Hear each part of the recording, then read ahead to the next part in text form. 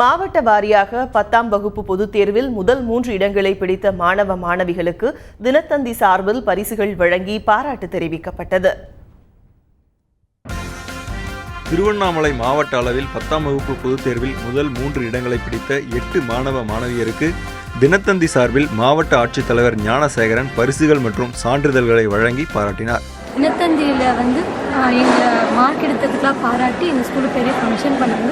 முதல் 3 மாவட்டத்தில் பிடித்தவங்களுக்கு எல்லாருக்குமே பரிசு தொகை சர்டிஃபிகேட்லாம் வழங்கினாங்க.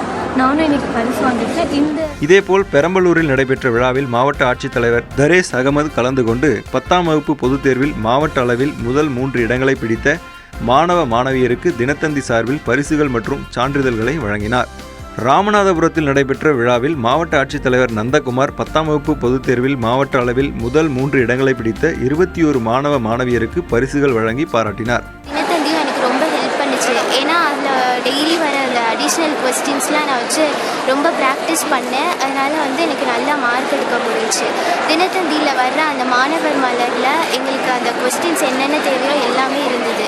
அதனால் எனக்கு இவ்வளோ ஹெல்ப் பண்ண தினத்தந்திக்கு நான் நன்றி சொல்கிறேன்.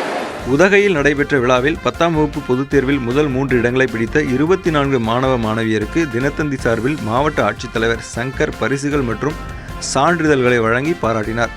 இந்த பரிசளிப்பு விழாக்களில் மாணவர்களின் பெற்றோர்கள், ஆசிரியர்கள், கல்வித்துறை அதிகாரிகள், தினத்தந்தியின் நிர்வாகிகள் உள்ளிட்ட ஏராளமானோர் கலந்து கொண்டனர்.